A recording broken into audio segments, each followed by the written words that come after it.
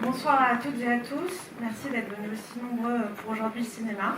Et pour cette séance et cette avant-première de Conan de Bertrand Mandico, je vous invite à accueillir de la manière la plus chaleureuse possible Bertrand Mandico et ses actrices et son équipe.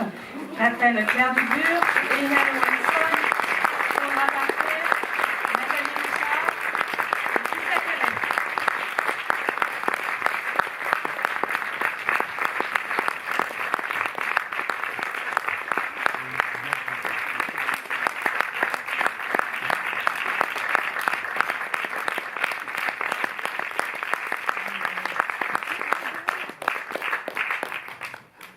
Merci beaucoup Bertrand d'avoir accepté notre invitation. Merci à UFO et à Stéphane Auclair d'avoir permis cette soirée. Merci à toute l'équipe d'être présente. Juste vous dire qu'on va se retrouver à l'issue de la projection pour un débat, donc restez présents. Et puis je te laisse la parole pour dire 2-3 mots. Ben oui, merci pour l'invitation. Je suis ravi de vous présenter ce soir Conan, ici à la Cinémathèque, ça me touche beaucoup. Je vais faire court, je vais vous dire d'abord que tout ce que vous allez voir est vrai, puisque je l'ai tourné tel quel, sur support pellicule, sans intervenir sur l'image autrement qu'en montant et en étalonnant. Et puis aussi vous dire que nous n'avons pas 3 mousquetaires, mais 6 Conan. Voilà. Bonne projection.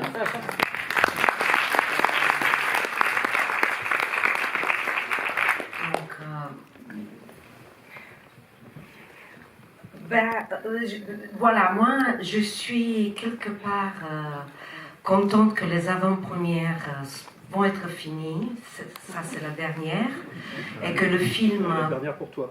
La dernière pour moi, pas pour toi, lui il doit faire encore quelques villes, parce que c'est mercredi en fait que la vie vraiment de ce film commence, et...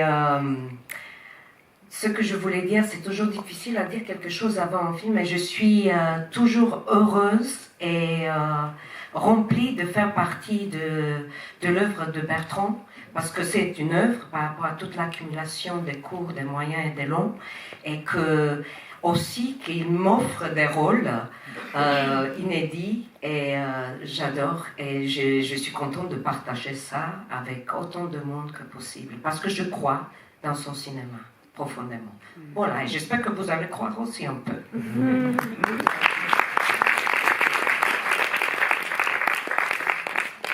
Bonsoir, je vous invite à laisser aller vos sens.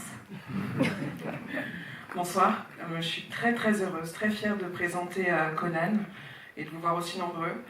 Je pense, pareil, qu'il y aura beaucoup de choses à dire certainement après le film. Donc moi, tout ce que je vous souhaite, c'est un bon voyage, une belle expérience. Merci beaucoup d'être là et c'est un plaisir de faire partie de l'univers de Bertrand. Moi aussi, c'était une joie de plonger dans l'univers de Bertrand et joyeux Conan, joyeux Phénix.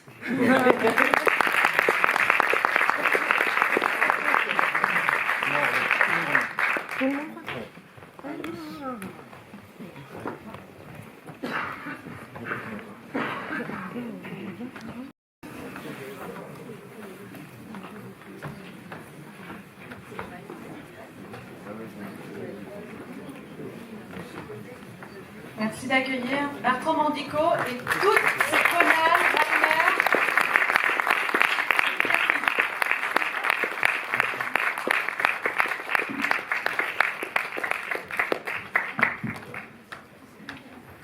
Je vais juste mettre mon manteau.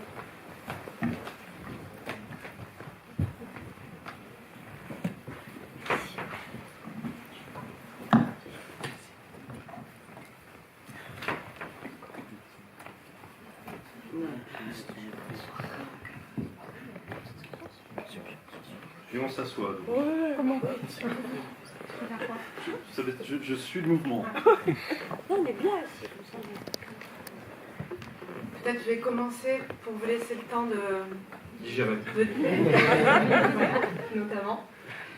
Je vais commencer par dire que le film sort mercredi, donc n'hésitez pas à aller le revoir et à en parler autour de vous. Donc peut-être pour commencer, est-ce que tu pourrais nous parler de l'origine du projet, du film et de ton envie de t'atteler à ce mythe Conan? À l'origine, c'était le désir de faire un film sur un personnage féminin, une barbare qui traverse le temps et les époques. Et donc voilà, et qui fait un pacte démoniaque. Ça, c'était vraiment les prémices du récit. Et puis, par association d'idées, qui dit barbare, dit Conan. Et donc, je suis allé chercher aux origines de Conan, c'est-à-dire que, bien sûr, je connaissais les films de Milius, également les bouquins de Ward, mais ce qui m'intéressait, c'était de découvrir le mythe originel, qui était une figure qui appartenait à la mythologie celtique, Conan avec 2 N à la fin, qui était un conquérant, un personnage qui était entouré de démons à tête de chien, c'est ce que dit la légende en tout cas. Donc ça a été le socle du récit, et parce que je voulais partir vraiment d'une période comme ça antique, brute, presque indéfinissable d'un point de vue historique, pour après pouvoir partir ailleurs. Et du coup, la volonté de faire incarner Conan par 6 actrices à des âges différents, c'est aussi quelque chose que tu as tout de suite désiré ou qui t'est apparu ensuite, et choisir aussi les actrices, et comment tu peux nous parler comment tu as travaillé avec chacune d'elles, comme ça vous pouvez aussi nous parler de votre point de vue. Oui, mais ça c'est un choix, j'allais dire, politique d'un point de vue artistique. C'est proposer à des actrices des rôles non archétypaux, non stéréotypés, et puis aussi le désir de voir plusieurs générations d'actrices endosser les rôles de Conan, endosser toutes ces décennies-là. Moi, ce qui m'ennuie un peu avec certains films hollywoodiens où on travaille sur le vieillissement des personnages, c'est qu'on a tendance, à grand renfort de make-up, d'effets numériques, etc., de prendre une actrice bankable d'un certain âge, et puis on va soit la rajeunir, soit la faire vieillir. Or, moi, je trouve ça beaucoup plus intéressant et passionnant de convoquer différentes actrices à différentes périodes de leur vie pour venir incarner ces personnages-là. Et le concept de Conan, c'était, ce qui est pour moi le conte de la barbarie, c'est la vieillesse qui tue sa propre jeunesse, au sens propre comme au sens figuré, qui va tuer ses idéaux, qui va s'endurcir.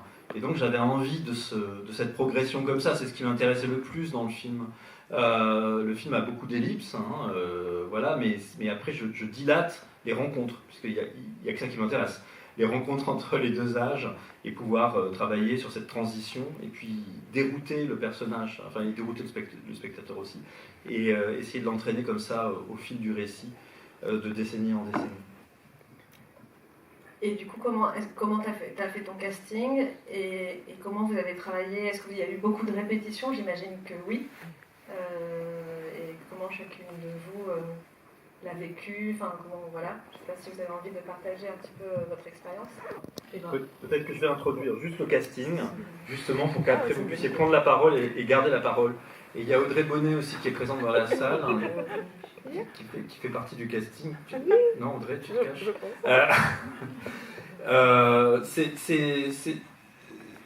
C'était pour moi le plaisir de convoquer des actrices avec qui j'ai déjà travaillé, j'ai beaucoup travaillé, comme Elina, Nathalie, Claire autrement, ici présente, puisqu'on avait déjà fait Afterglow avant. Ça pour moi c'est un plaisir de nous retrouver, d'agrandir la famille, et justement qui dit agrandir la famille dit aussi aller rencontrer des actrices que je ne connaissais pas ou que je connaissais, voilà, et faire un casting où je vais chercher des personnes, des talents qui puissent rentrer en osmose avec le cinéma que je fais, et aussi dont les personnalités ont un écho par rapport aux personnages que j'ai décrits. Et à partir de maintenant, je vais laisser la parole aux actrices, parce que j'ai trop parlé. Bonsoir. Déjà, dans le processus de création de Conan, du long métrage, il faut savoir qu'il y a eu le tournage de 3 projets en amont en début d'année 2021. On a donc tourné 2 courts-métrages, puis un moyen qui sera peut-être long, mais qui a servi vraiment de préambule de En attendant Conan. Donc pour certaines d'entre nous, on avait déjà eu en fait une approche de ce que serait... enfin, c'est pas vraiment une approche du long métrage, mais en tout cas, ça a servi vraiment de préparatif, tout en étant des projets très, très, très indépendants. Et pour moi, en tout cas, ça a été une première approche de l'arrivée sur Conan le long. Après, en termes de répétition, il n'y en a pas eu tant que ça, finalement, déjà entre nous, puisque chaque Conan travaillant son arche en particulier, on avait finalement peu d'interactions les unes avec les autres, si ce n'est au moment de se tuer les unes les autres. Et par contre, il y a un travail de répétition conséquent et qui est logique et normal avant de tourner les prises, parce qu'on travaille beaucoup en plan séquence et en pellicule. Donc ça, pour les répétitions, c'est un travail particulier qui sert déjà à roder tout le monde, à ce que tout le monde soit dans la même dynamique, et puis ensuite avoir des moments de grâce assez encadrés au départ, mais voilà, de pur jeu et de concentration de toute l'équipe. Pour la question des répétitions. Et peut-être, Berne, comment vous avez vécu particulièrement ce moment-là et voilà, enfin, quelle l'expérience en elle-même? Alors, pour moi j'adore les plans séquences. Vraiment. J'adore tourner les plans séquences parce que c'est justement ces moments où, comme le disait Elina en interview, c'est des moments qui créent une symbiose qui emmène des fois à la transe, en fait, où on a tellement balisé notre chemin, tous, hein, la technique, les comédiens et Bertrand, que moi qui ai fait de la cascade, je sais qu'il y a un moment où le corps enregistre les infos, la tête enregistre les infos et il n'y a plus qu'à se laisser aller, en fait, lâcher prise et aller dans le jeu. Et là, ça crée exactement ça. Déjà qu'on est dans un univers très riche, avec des propositions fortes, des personnages qui sont assez forts. Et pour moi, le plan séquence, c'est vraiment toute cette magie qui se met en place, où on répète beaucoup avant, on voit ce qui marche, on voit ce qui marche pas. Et du coup, après, une fois que c'est parti, il peut y avoir 2, 3, 4, 5 prises. C'est pas un nombre de prises illimité, mais il va y avoir de la magie qui va se produire au sein de ces prises. Et pour moi, c'est quelque chose d'assez sacré, en fait. Le plan séquence, pour moi, c'est un exercice vraiment sacré. Donc ouais, j'ai vécu avec beaucoup d'enthousiasme, comme d'habitude, et d'envie.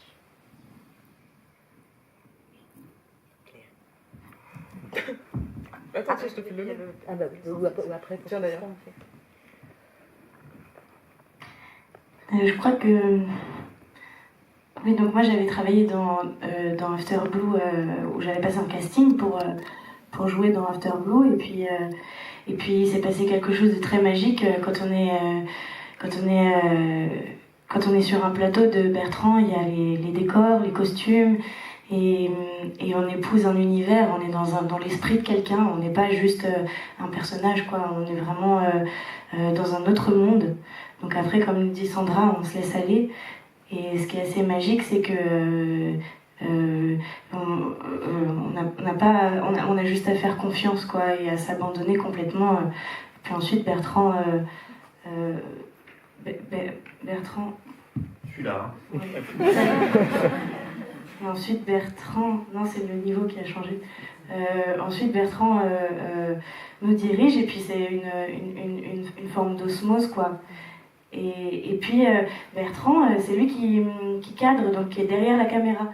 Donc quand on est au plateau, il nous filme et en même temps il nous dirige. Donc c'est encore plus magique, quoi. Et vu qu'on tourne en pellicule, on fait de la post-synchronisation après. Donc on peut parler pendant qu'on joue. Enfin pas nous, mais voilà. Le double, quoi. Bonsoir. Moi, j'ai passé un essai, je n'étais pas au théâtre. Et d'ailleurs, je n'ai jamais fait de théâtre. Et moi, je viens plutôt du cinéma. Et c'est vrai que pour moi, c'était une proposition incroyable. Je connaissais l'univers de Bertrand Mandico. Et de pouvoir jouer dans une œuvre comme ça, qui redéfinit un peu des contours des espaces de genre aussi, de ne pas être éclairé par un prisme, par un regard masculin. Plutôt un regard d'artiste, un regard poétique. Et donc de pouvoir être libre, même si forcément le rôle est étrange, de pouvoir s'abandonner, être un peu nous, être un peu étrange. pour une femme, c'est pas gagné.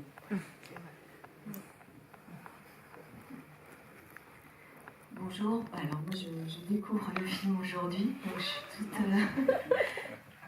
Pardon, bonjour, alors je découvre le film aujourd'hui avec beaucoup d'émotions, donc je suis un peu toute retournée.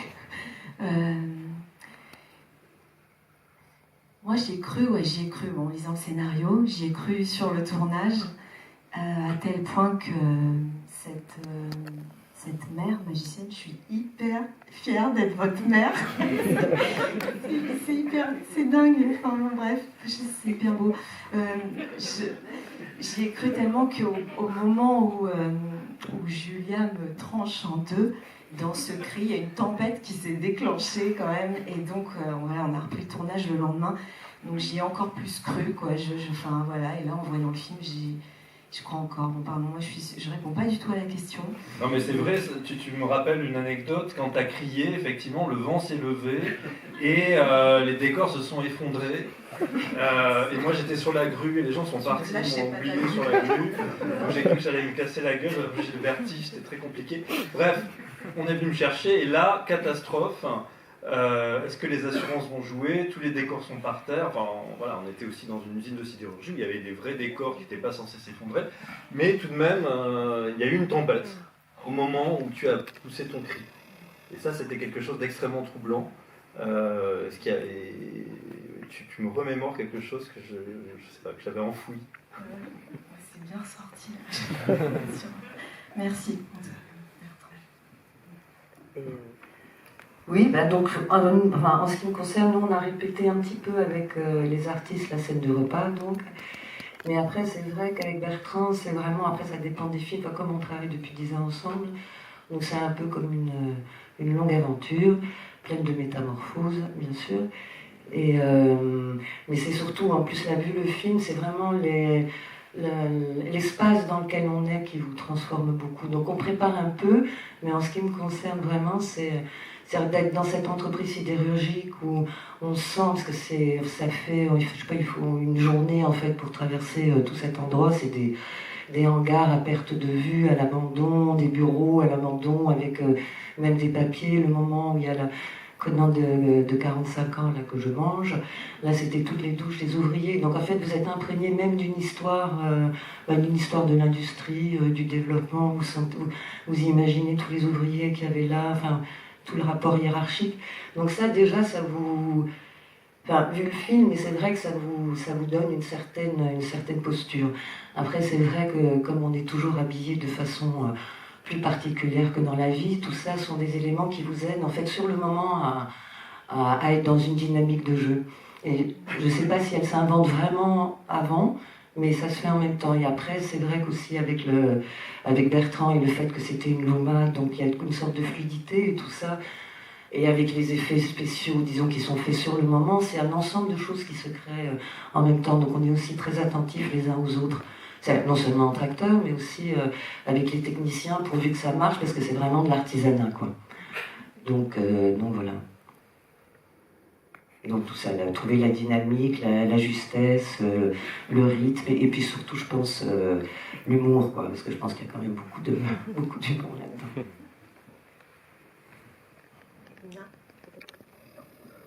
Je ne sais plus quoi rajouter, parce que tout était dit.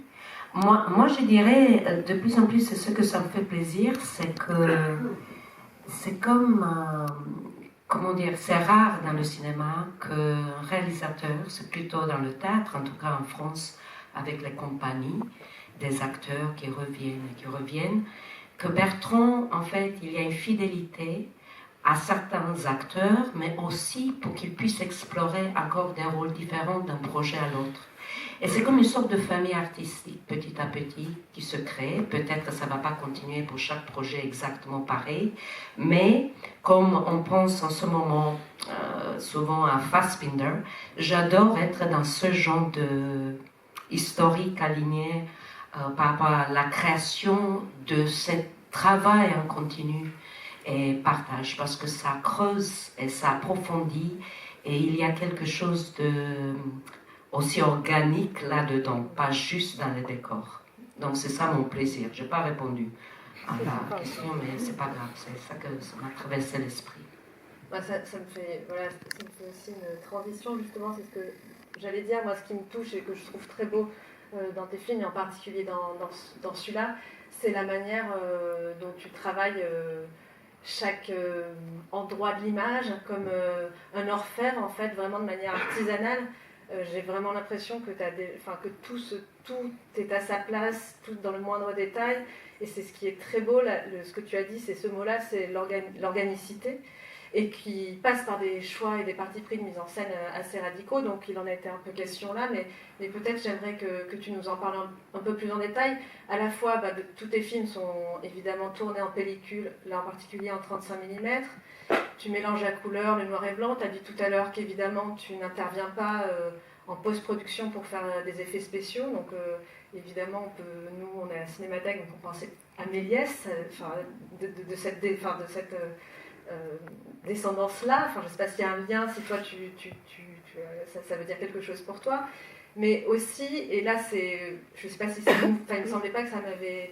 Je ne me rappelle plus des précédents exactement, mais ce tournage et ce choix d'utiliser la grue, qui est quand même un parti pris aussi très spécial, donc qui te permet à la fois d'avoir beaucoup de fluidité, de mener ses plans séquences, et qui sert aussi beaucoup le film, et qui est, enfin, je trouve qu'il est très très beau, la manière dont ça accompagne aussi chaque personnage et chaque actrice dans ses changements et dans chaque épisode et chaque transition sur l'histoire comme ça. Voilà, est-ce que tu pourrais nous parler, puisqu'il y a aussi ton chef-op qui est là, la manière dont vous avez pensé tous ces partis pris et cette mise en scène, la photo et voilà, tout ce qui fait que le cinéma de Bertrand Mandico, il est unique et que ça passe par tout ce qu'il y a dans, je sais pas, c'est ton cerveau, ta main, enfin, voilà. Et l'économie aussi. C'est faire des contraintes économiques un style. Hein. C'est aussi ça le parti pris, c'est-à-dire de ne pas ranger son ambition dans sa poche parce qu'on a les moyens de faire un film d'auteur qui normalement est censé être dans un appartement parisien, ou maintenant c'est trop cher à Paris, enfin un appartement à Limoges, quoi. Donc l'idée, c'est comment, avec le budget que j'ai, je vais faire pour être à la hauteur de l'épopée que j'ai imaginée. Alors là, ça a été une ancienne usine de sidérurgie qui se situait au Luxembourg, qui m'a permis d'avoir une aide luxembourgeoise. Et cette ancienne usine de sidérurgie donc faisait sens par rapport à mon propos. Tu disais ça tout à l'heure, Nathalie, mais oui, le métal, voilà, qui est vraiment lié à cette image de la barbarie. Cette usine de sidérurgie contenait pour moi en germe toutes les possibilités de décor. C'est-à-dire que quand je me suis baladé dans cette usine, j'ai vu New York, enfin en tout cas, j'ai vu une possibilité du Bronx, j'ai vu un temple antique d'une autre époque, j'ai vu tout ça, quoi. Et là-dessus, je suis venu comme quelqu'un qui viendrait faire des collages avec l'équipe de décorateurs, Anna Lemoelle, greffer des éléments de décor pour ne faire plus qu'évoquer, mais faire révéler ces endroits et ces époques. Donc ça, c'était économiquement assez intéressant. Et après, comme c'est un film qu'on a tourné en 5 semaines, il fallait à tout prix que j'ai un parti pris très radical de mise en scène. Et donc mon parti pris radical a été de prendre une grue, qui est quelque chose qui peut paraître un peu mégalo, mais ça me permettait, moi, d'avoir une certaine ampleur dans les mouvements de caméra. Ça m'a aussi contraint à installer ma grue et mon rail de travelling chaque jour et ne plus toucher. Donc à partir de cette configuration, essayer de penser le film et la séquence du jour. Et c'est ce que disait Sandra tout à l'heure, travailler au plus dans des plans séquences pour essayer de découper le moins possible le jeu des actrices. Alors c'est peut-être un peu moins vrai pour la période antique où là c'est fragmenté, on saute des étapes comme ça dans le temps, on doit sentir le martyre de Conan, mais c'est un peu plus vrai pour les autres séquences, notamment la scène finale du repas. Et donc, voilà, il n'y avait pas de gras dans le film, c'est-à-dire que, je disais tout à l'heure, tout ce que vous voyez est vrai, enfin, tout ce que vous voyez à l'écran, c'est ce qui a été tourné, il n'y a pas plus. Il y a plusieurs prises, mais il n'y a pas de plans qui ont été jetés à la poubelle. Donc, c'est aussi qui se font au tournage. C'est vrai qu'on est aujourd'hui, avec les outils numériques, etc., peut-être certains cinéastes habitués à beaucoup tourner, à se dire on verra après au montage. Ben non, là c'était on verra au tournage, il faut solutionner tout ça au tournage et être au plus proche de ce qu'on veut in fine. Alors les mouvements de caméra, c'était quelque chose qui était aussi lié à un cinéaste très important pour moi et qui a été très important pour le projet, qui est Max Ophuls, qui est une de mes idoles. Et Max Ophuls a fait son dernier film, qui était Lola Montez. Et Lola Montez, c'est ce qui m'a servi en quelque sorte de patron, de plan pour faire Conan. Lola Montez, c'est l'histoire, comme vous le saviez, d'une courtisane damnée qui va être dans un cirque et qui va se raconter avant de faire le grand saut du haut d'un trapèze avec un monsieur loyal secrètement amoureux d'elle. Ben là, c'est quasiment la même chose. Alors c'est Françoise Brion qui est du haut de son trône des enfers avant de faire le grand saut, qui se raconte, et avec un monsieur loyal qui est Elina Rainer, et la structure est quasiment la même. Et de la même façon, j'avais en tête Ophuls et sa fluidité des mouvements de caméra. C'est quelque chose aussi qui me fascine chez lui, c'est-à-dire c'est des plans séquences qu'on ne sent pas. On ne retient pas son souffle, c'est pas des plans séquences à gros muscles, quoi. C'est vraiment quelqu'un qui est très très délicat dans ses plans séquences. Le meilleur plan séquence, c'est celui qu'on ne sent pas. Et ce qu'on a essayé de faire avec ce film. Et ensuite, la difficulté par rapport à tout ça, par rapport à l'urgence, ça a été pour quelqu'un comme Nicolas Eveillot, qui est le chef opérateur du film, le directeur de la photo, de faire une photo dans un contexte comme ça d'urgence, d'inconfort, de moyens réduits, et avec un cinéaste qui veut aller vite et qui fait des mouvements avec sa grue dans tous les sens. Donc Nicolas, je te laisse la parole. Ouais, bah, je sais pas trop ce que j'ai à rajouter. Pour le cadre, en tout cas, j'ai pas grand chose à rajouter, puisque effectivement, c'est Bertrand qui cadre. Et on parle un peu quand même du découpage, mais bon, t'as quand même vraiment. C'est toi qui décides le plan, puis après, on en discute éventuellement pour trouver des solutions si ça coince, ou pour éventuellement, si jamais j'ai quelque chose à suggérer. Mais c'est vrai qu'en termes de cadre, en tout cas, moi, j'interviens pas énormément. Et puis après, en termes de lumière, bah oui, c'est vrai que c'est un peu suivre effectivement ce que Bertrand veut. Pareil, essayer aussi de respecter l'ampleur du récit. Moi, c'était ça surtout. Enfin, je pense que les mouvements de grue amènent une grandeur que on essaie aussi de conserver à la lumière.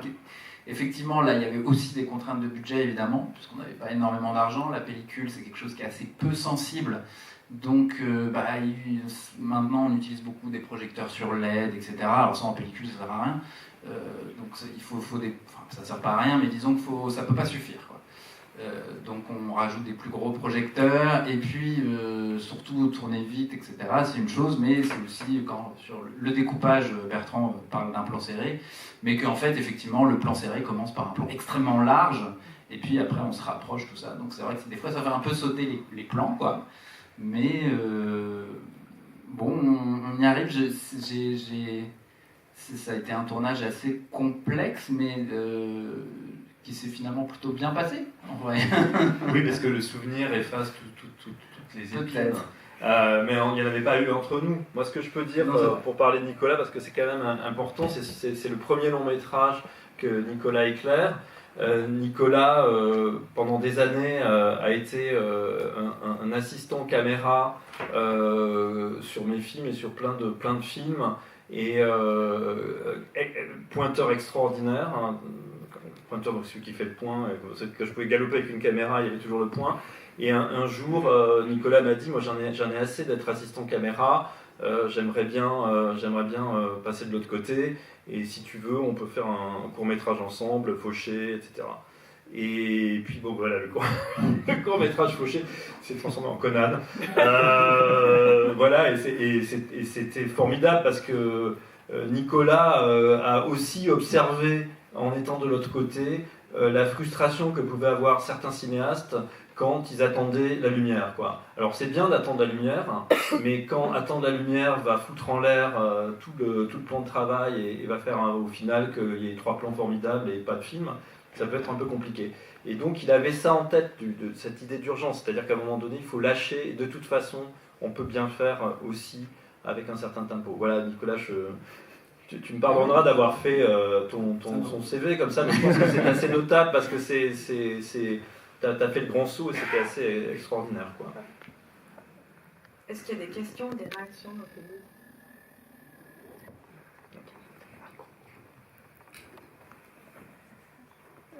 J'ai beaucoup aimé le film et c'est surtout l'impression qu'on est ressorti directement après, même pendant le visionnage, c'est vraiment ce mélange d'influences qui ont tendance à être masquées chez les cinéastes et là qui apparaît très évident et qui justement est assez bien rassemblé tout en gardant votre propre identité. Et moi, il y a 2 influences que j'ai notées et qui m'intéresseraient de creuser. C'est Peter Kubelka, si je ne me trompe pas, parce qu'il y a un personnage qui s'appelle Rainer, et on a ces clignotements blancs à certains moments, et Kenneth Anger. Je ne sais pas si c'est des références conscientes ou pas, mais en tout cas, je les ai trouvées très intéressantes dans la perspective justement de la qualification d'expérimental. Et il y a la notion de narration qui est quand même très présente dans votre cinéma, qui est rarement totalement brisée par ces espèces d'impulsions, et je voulais interroger ce rapport-là que vous avez à la narration tout au long de vos films, courts comme longs d'ailleurs. La narration, c'est la colonne vertébrale de tout mon travail. Ça passe par l'écrit, par un texte, un scénario qui doit fonctionner, qui est assez sec au départ. Et moi, ce qui m'intéresse, c'est de raconter des histoires. Alors après, on est abreuvé de films, d'images en mouvement, narratives, etc. Et je trouve ça dommage de faire des gâteaux toujours dans le même moule. Alors voilà, je déforme un peu le moule parce que je pense que le spectateur est à même de plonger dans des récits qui prennent notre chemin. Et aussi, c'est beaucoup plus intéressant d'être dérouté quand on est spectateur que d'être sur l'autoroute, quoi. Alors Kubelka, oui, j'aime beaucoup. Kenneth Anger, c'est quelqu'un de très important pour moi. J'ai pas vraiment pensé là en faisant ce film. J'ai le Rainer, c'est Rainer Fassbinder, hein, enfin voilà, tout simplement, j'allais dire.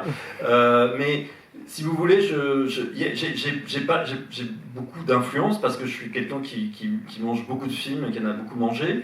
Et je suis pas amnésique. C'est-à-dire que je vais pas jouer au cinéaste qui n'a rien vu, qui n'a rien entendu, et qui est touché par la grâce divine, et qui est hyper inspiré, et qui est là, et qui dit « je crée mon univers vierge de toute influence ». Non, c'est fou. C'est vraiment, enfin en tout cas moi j'y crois pas à cette histoire-là. Et moi j'assume les influences, et je fais confiance aussi à mon inconscient qui bosse pas mal pour moi. Donc il y a des influences qui sont assumées, voilà, qui vont croiser le chemin du scénario, et je me dis tiens c'est intéressant, là je peux jouer avec cette influence-là. Et puis il y a des influences qui sont inconscientes, qui m'apparaissent quand le film est fini ou quand il est en chemin, et que je ne vais pas combattre, quoi. Je les assume, effectivement, c'est des choses que j'ai vues, ah bah tiens, j'y avais pas pensé. Mais oui, on est fait de tout ça. Voilà, c'est tous ces sédiments, toute cette terre noble qui me nourrit, et en même temps, j'essaye d'avoir ma propre voix, de cinéaste non amnésique.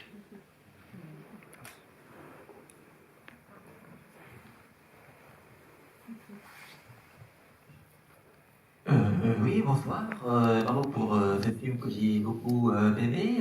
Quel est le sens du tout dernier plan, oublier la douleur? Pourquoi l'avoir choisi de le mettre en toute fin de générique, d'autant qu'il semble être un peu comme une scène coupée de la partie du lac des esprits? Donc pourquoi ce choix en fait? J'aime bien laisser un plan toujours à l'issue des génériques, déjà pour remercier les personnes qui sont restées jusqu'au bout, et parce que c'est aussi une façon de ne pas finir le film. J'ai du mal à finir les films, et donc ça donne une dernière clé toujours pour dire quelque chose sur le film.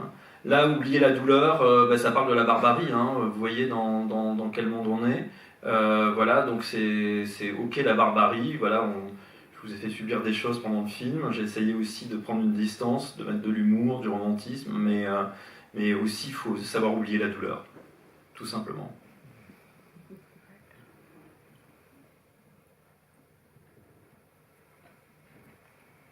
Bonsoir. Donc je m'aimerais partager plutôt une réaction, ou plutôt quelque chose à laquelle j'ai pensé pendant le film. En fait, il y a un poème qui m'est venu à l'esprit qui dit « Il n'y a que aimer et connaître qui compte, non pas d'avoir aimé et d'avoir connu. Quelle angoisse, celle de vivre d'un amour révolu. L'âme ne grandit plus. » Et en fait, je me suis dit peut-être que Conan est mû parce que, avec la perte ce traumatisme initial de la perte de sa mère, donc l'amour maternel. Peut-être qu'elle mue parce qu'elle essaie de libérer son âme, qui ne grandit plus. Mais en fait, elle se trouve condamnée chaque fois plus. Merci pour ce film. Eh ben, merci pour cette lecture, c'est magnifique. Hein.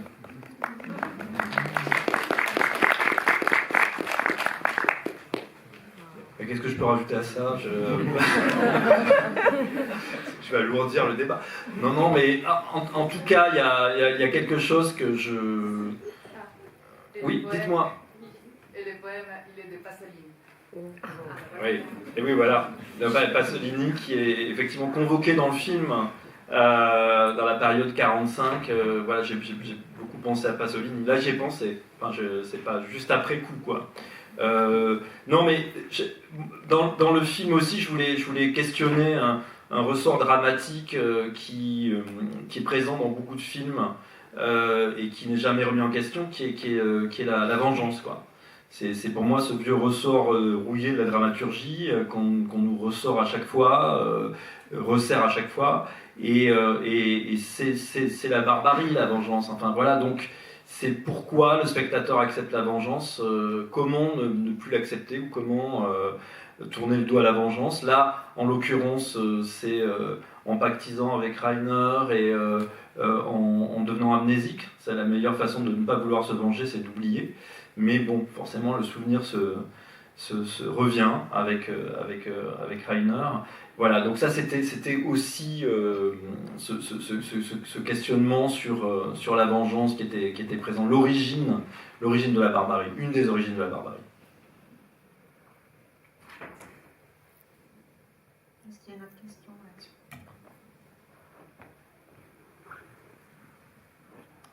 Bonsoir, merci beaucoup pour le film, c'était très chouette. C'est très rare au cinéma de voir des comédiens qui jouent des femmes et des comédiennes qui jouent des hommes, et que ce soit indifférencié, que ce soit comme un grand jeu. Enfin, moi j'ai trouvé ça formidable que ça soit vraiment on fait semblant, quoi, on s'en fiche. Je sais pas si vous voulez raconter autre chose à travers ça. Voilà. Mais non, mais cette fluidité des genres, elle est dans l'écriture, c'est-à-dire que c'est des écritures non genrées. Quand j'écris je définis un personnage, quoi. Voilà. Et ce personnage peut être joué par un homme, une femme, une personne non genrée, peu importe. J'écris un personnage qui doit exister. Et après, moi, je reste très très libre par rapport à cette question. C'est pas le sujet de mon film, mais c'est ce qui irrigue mon cinéma. Et donc c'est comme ça. C'est l'univers dans lequel je suis, j'ai l'impression dans lequel je vis aussi aujourd'hui. Donc j'ai envie de voir ça au cinéma et je joue avec ça.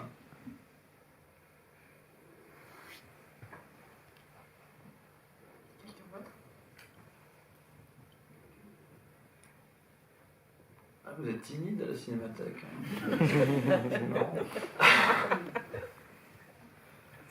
Est-ce que tu pourrais nous parler, en attendant que vous trouviez une question bien posée, du travail qui a été fait sur la bande-son et sur la musique, qui est assez exceptionnel, pareil en rupture, qui nous emporte dans ce tourbillon. Enfin, moi, c'est vraiment un élément qui m'a énormément touchée. Tu as travaillé avec Pierre Desprats, qui est ton compositeur. Oui, alors comme l'a dit Sandra tout à l'heure, je ne prends pas de son pendant enfin si, il y a un son témoin que l'on prend pendant le tournage. Alors ça, c'est pas inhérent à la pellicule, hein. C'est quelque chose que j'ai décidé de faire par souci d'économie aussi, parce qu'on doit aller vite, parce qu'on est dans des endroits où il y a un inconfort sonore, parce qu'il y a des machines à fumer, parce que aussi je peux parler pendant une prise. Bref, tout ça fait que le son est sale. Et donc ce son sale, on s'en débarrasse une fois qu'on a un premier montage.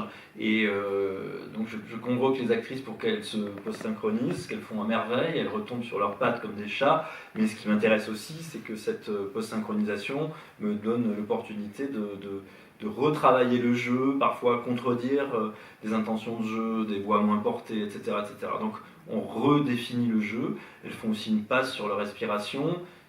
Tout est bruité. Le bruitage, c'est le début de la musique, hein, parce que tout son est choisi pour sa musicalité. Il y a un son design qui est créé aussi mais avec de briques et de broc. Enfin, j'utilise vraiment GarageBand, plein de trucs pas possibles pour créer cette bande-son, donc pour créer le climat sonore de chaque séquence. Et ensuite, effectivement, il y a la musique avec Pierre Desprats, qui est la dernière couche. Et là, Pierre, voilà, ça fait un petit moment qu'on travaille ensemble. Et cette fois-ci, sur Les Garçons Sauvages, il est arrivé à la fin. On m'avait dit que c'était quelqu'un qui était très fort pour les contrefaçons. Et là, j'ai découvert qu'en réalité, il était aussi très fort pour déployer son propre univers. Et on a trouvé comme ça un terrain commun qui s'est déployé vraiment très rapidement sur Les Garçons Sauvages.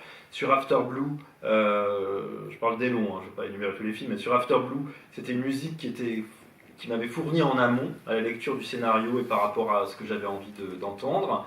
Et donc je m'en suis servi pour le montage et ça a été agrémenté. Là, ça a été l'inverse, c'est-à-dire que il y avait toute la partie théâtrale qui était de préambule au film, où là il y avait des musiques qui avaient été faites, peut-être très musical, pop, mais ça, je voulais surtout pas de ça. Je voulais autre chose pour le film. J'avais envie de musique très tranchée, tout en rupture, comme il y a autant de Conan qu'il y a autant de musique. Et donc j'ai fait une première maquette sonore qui était un collage comme ça de mes idéaux musicaux au moment de chaque séquence. En tout cas, une sorte de plan de travail. Et donc il y avait beaucoup de choses qui étaient liées aux percussions.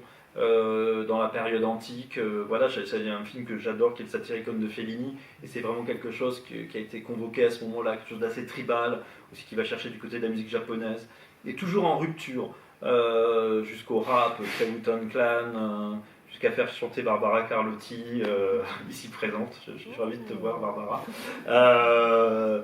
Façon Paul Anka, voilà, et ce qui n'était pas simple, voilà. Et bon, tout ça était pour Pierre un calvaire, parce que je l'entraînais vers des styles musicaux qui ne correspondaient pas forcément à ce qu'il aime, vers des ruptures à chaque fois, et lui avait l'impression que c'était complètement explosé, donc ça a été difficile pour lui. Ça a été pas un bras de fer, mais en tout cas ça a été l'objet de beaucoup de discussions, et j'avais aussi envie de ne pas, en tout cas que Pierre ne reproduise jamais les musiques qu'on avait déjà faites avant, quoi. Donc à chaque fois que je dis dans ça, j'ai déjà entendu ce genre de choses, ta voix, etc. On oublie. Et puis Pierre aussi est suffisamment souple et sympa pour me laisser écouter toutes les plages différentes, enfin toutes les strates différentes de sa musique, et tout d'un coup je peux bloquer sur une guitare qui est enfouie dans un morceau et lui dire non mais cette guitare c'est trop bien, on va la mettre en générique de fin toute seule avec juste un tambourin, je ne sais quoi, ça va amplement suffire. Voilà, il y a tout ça, et c'est comme ça qu'on a construit la bande musicale du film, avec cette histoire d'avoir une musique très tranchée, quoi. C'était vraiment le terme que j'employais tout le temps. Est-ce qu'il y a une question? Une réaction?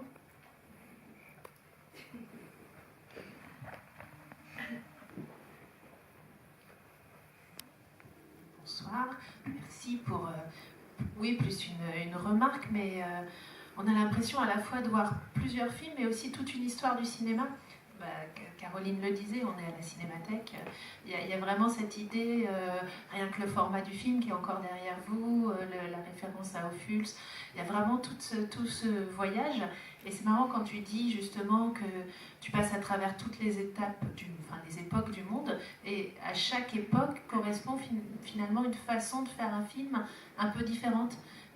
Plus saccadé dans l'Antiquité, et puis petit à petit peut-être des plans qui s'allongent, enfin, voilà, c'est un peu une lecture propre au lieu, mais voilà, cette idée qu'à la fois on traverse toute l'histoire du cinéma, peut-être vers une certaine modernité, vers laquelle on n'arrive pas complètement, une post-modernité sans arriver à la vraie, à l'époque actuelle en fait.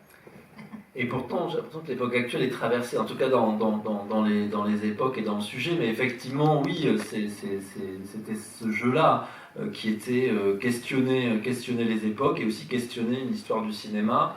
Et moi-même aussi, me questionner mon propre cinéma, me dire tiens, et si je faisais ça, et si j'avais une scène qui évoque le sitcom à New York, et la scène de repas, tiens, c'est intéressant. Les scènes de repas, c'est un truc qu'on voit tout le temps au cinéma, ça a été filmé 10 milliards de fois. Comment renouveler les scènes de repas? Comment l'appréhender autrement? Pas de faire de chant contre chant, être dans des enroulés sur la table, essayer de faire durer tout. Enfin bon, voilà. Donc ces questionnements-là qui me sont venus. Mais alors on parle beaucoup de support pellicule. Effectivement, il y a le support pellicule, mais il y a aussi une hybridation complète dans mon cinéma. C'est-à-dire que j'utilise aussi des effets numériques, puisqu'il y a des écrans derrière les actrices, il y a de la rétroprojection à certains moments. Et dans les écrans, j'essaye tout ce qui est possible d'essayer, quoi. C'est-à-dire qu'à la fois, il y a, comme quand Nathalie est face est en train de regarder, de contrôler, tel on abuse aussi, les artistes, bon ben là, je rétroprojette derrière une séquence que j'avais filmée au préalable en 35, les artistes, et c'était une scène qui n'était pas du tout prévue dans le film. C'est quelque chose qui m'est venu en cours de route en disant ça va manquer la présence de Conan à ce moment-là, et donc j'ai prévu enfin voilà, j'ai décidé d'avoir cette strate-là. Mais d'une autre façon, quand il y a une scène de bataille dans la période antique, j'ai le même problème que plein de cinéastes, c'est-à-dire que j'ai pas assez de figurants. Et alors là, plutôt que d'avoir recours aux effets numériques en démultipliant sur un ordinateur les figurants, j'ai repris un procédé vieux comme la télévision, qui est l'image écho. C'est-à-dire que pendant que les guerrières se battaient, il y avait quelqu'un avec une image vidéo, peut-être c'était toi Nicolas qui tenait la caméra, voilà. Nicolas qui tenait la caméra vidéo, qui filmait à la fois les guerrières et l'écran. Ça fait que du coup ça crée une image en écho, puisque là, ça rend fou la caméra de voir son image qui est en train de filmer une image comme ça, donc ça part à l'infini. Et moi je filmais en parallèle en film la bataille et en essayant de ne pas sortir de l'écran. Et donc voilà, ça c'était pour créer cette confusion. Et ça c'était quelque chose que j'avais jamais vu au cinéma et qui était peut-être postmoderne, moderne, je sais pas, mais qui était une réponse à cette problématique de comment filmer une bataille. Et de la même façon, j'ai fait des collages numériques que j'ai fait animer pour les scènes de flash entre Sandra et Julia Riedler. Voilà, enfin bref, je ne vais pas énumérer tout. Mais c'est aussi des choses qui sont égrenées dans tout le monde du film, ces hybridations, ces tentatives de numérique qui va être digérée de toute façon par la pellicule, qui a toujours le dernier mot. Cette scène de repas, oui, ça m'a fait penser à un film que tu m'as fait découvrir, qui est le Sweet Movie. Il y a vraiment ce côté très long, et puis les petits-enfants qu'on roule dans le sucre. Voilà, il y avait cette... je ne sais pas si tu y as pensé à ce moment-là. Ben non, si le chocolat et Carole Laure, on ne peut pas ne pas y penser, parce que ça a marqué beaucoup pas tous les gens qui ont vu le film en tout cas. Mais les petits-enfants roulés dans le sucre, non, je ne pouvais pas. Non, mais c'était Nathalie. C'était la version sucrée de Nathalie, mais même si Nathalie est sucrée, mais c'était que de la pâte d'amande, tu n'étais que sucrerie. Oui. Sweet Nathalie, finalement. Ouais, Sweet Nathalie. Sweet Conan. Mais c'est vrai qu'avec Bertrand, il y a une chose au fur et à mesure des films, c'est vrai qu'on a... Il y a cette... Enfin, on le sent même comme actrice, ou parce que tout d'un coup, on voit quelque chose et ça nous évoque un film. C'est vrai qu'avec le film ou avec la narration, c'est vrai qu'on traverse souvent une histoire de cinéma. Et ça, c'est assez agréable. Non seulement pour revoir des films, mais voilà. Mais c'est vraiment... c'est concret, quoi. C'est sur nos... On s'en rend compte sur le moment où on allait discuter avant, où on repense à... Et ça porte. Enfin, ça vous soutient, en fait.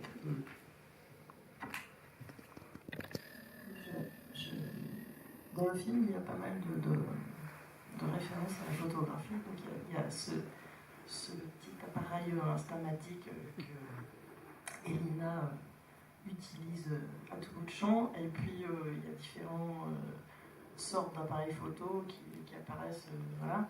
Et à un moment, elle dit mais c'est la photo qui fait acte.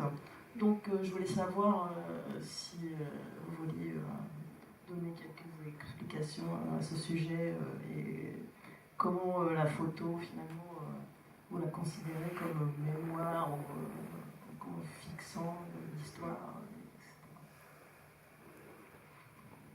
La photo est centrale, puisque quand je filme, je photographie, donc elle fait acte. Mais le choix pour le personnage d'Elina, c'était donc à la fois ce dont je parlais en ouverture, parce que le personnage originel de Conan donc, était entouré de démons à tête de chien, mais il y avait aussi Rainer Fassbinder pour la silhouette, non pas que ce soit un démon, Fassbinder, bien au contraire pour moi, mais c'était important de le convoquer. Et après, dans sa fonction de photographe, c'était à la fois la paparazzi, à la fois la photographe de guerre, un tout petit peu racoleuse qui va chercher le charnier, et en même temps la photographe de mode par moment, et la photographe qui aimerait faire de l'art. Enfin, il y avait tout ça qui était intéressant dans ce personnage. Au début, quand Rainer est dans la période antique et qu'il prend des photos, c'est un démon avec un espèce d'outil magique qui fait des flashs. Et cet appareil photo, à la fois il est là pour acter la barbarie, pour venir prendre je sais pas, comme un charognard, comme ça, aller prendre en photo ce qu'il y a de pire, et en même temps, c'est peut-être un appareil photo qui va accélérer le temps, qui va être à l'origine du mal, à l'origine des mots. Il y a toute cette ambiguïté dans le personnage de Rainer et sa façon de prendre des photos. C'est à la fois provoqué et acté, quoi. Donc il y a cette ambivalence permanente chez ce personnage-là. Voilà. Je sais pas, Elina, comment tu as vécu ce rapport à la photo? Je sais pas, mais je découvre ce que j'étais en train de faire avec les photos. Parce que ça m'arrive souvent, de toute façon. Je fais quelque chose où je lis le scénario plusieurs fois et je ne comprends pas. Ça veut dire qu'il y a plein de choses qui m'échappent, mais ça m'intéresse en même temps, parce que je m'ennuie vite si je comprends tout dans un scénario, donc ça ne me fait pas peur. Et après, c'est comme une sorte de voyage un peu à l'aveugle, parce que je fais confiance, et je suis la direction, et aussi des impulses que j'ai. Et parfois, ça nous arrivait à moi et Nathalie qu'on ne comprenait pas quelque chose, c'était dans un moment précis pendant le tournage de Ultra Pulp, un moyen métrage, et en étant sur le plateau, et en regardant ce qu'il filmait avant nous, tout d'un coup, on a compris quelque chose, je me souviens, et tous les deux, on rigolait, on disait « Ah, c'est ça qu'il a voulu dire !» Ça m'arrive très souvent avec ces scénarios. Parfois, si vraiment je ne comprends pas, par rapport à ce qui me concerne, dans ce que je dois, moi, construire, je vais poser des questions très précises. Et des autres choses, ouais, je laisse flotter, c'est pas grave, c'est lui. Je donne confiance au réalisateur souvent, peut-être trop en général par rapport à ça, mais voilà, je suis jamais déçue avec toi. Mais c'est juste pour dire que là, quand tu parles de tout ça, j'étais même pas consciente. Et c'est par rapport à la vision, la réponse à quelque chose que ça ouvre encore d'autres. Et ça, c'est pas seulement vrai pour moi, mais je crois que pour toi, en tant que réalisateur, parfois, le public... Je comprends pas ce que je suis en train de faire. Ah non, mais le public révèle des choses que toi-même, tu n'as pas pensé. À certains là, tu as pensé. Ou l'inconscient a bossé. Mais ce qui est intéressant aussi avec ton personnage, qui est un personnage faustien, en tout cas qui renvoie une tradition du cinéma français, qui est la diablerie, le pacte faustien. Moi, en écrivant le film, je parlais d'Ophuls tout à l'heure, mais j'ai beaucoup pensé aux Visiteurs du soir, de Corneille Prévert et à Berry, ou à La beauté du diable de René Clair, ou à La main du diable de Tourneur, ou même à La Belle et la Bête. Enfin, il y avait toute cette tradition du merveilleux fantastique français qui était aussi convoquée avec ce personnage. Et parce que là, tu dis je comprends pas, etc. Oui, ok, mais non, mais il y a des choses que tu as très bien compris, parce que et c'est aussi ça ton talent. Et pour ce personnage en particulier, qui est un personnage qui traverse tout le film. Et moi, ce que je trouve assez étonnant dans ce que tu as fait, c'est que tu avais la conscience des nuances du personnage au moment où le personnage allait être dans telle et telle période, son évolution.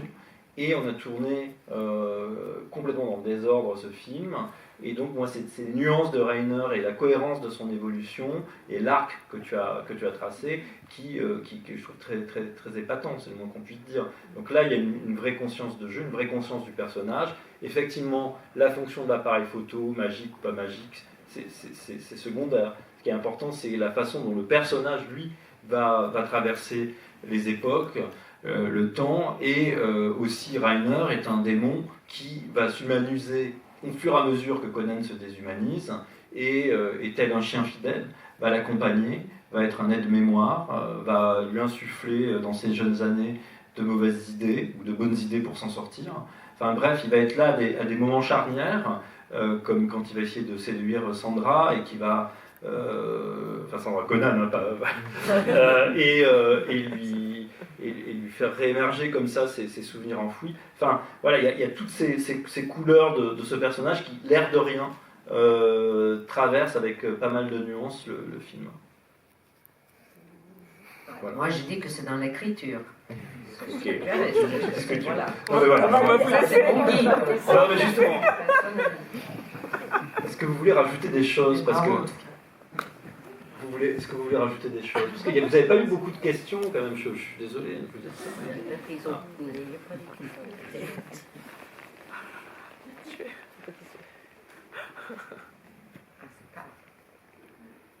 a une dernière question? Pour les actrices. Ah bah attends, tu vas pas l'obliger. Mais oui, quand même. Je ne veux pas lui mettre la pression, mais tant qu'à faire. Un dernier poème. Voilà. Non, je voulais juste rebondir par rapport à ce peut-être inconnu. Donc, vous faites partie du processus de création, donc c'est intéressant d'entendre que vous posez des questions. Mais c'est vrai qu'en tant que spectatrice, on se pose aussi beaucoup de questions. Donc c'est un cinéma qui soulève beaucoup de questions. Et donc j'ai cité un autre Reiner, c'est Rilke, qui répondait à un jeune poète qui voulait avoir des réponses. Il lui disait, ce dont il s'agit, c'est de tout vivre. Vivez maintenant toutes les questions. Donc, Et ça, c'est un très beau mot de la fin, si je peux me permettre. Encore.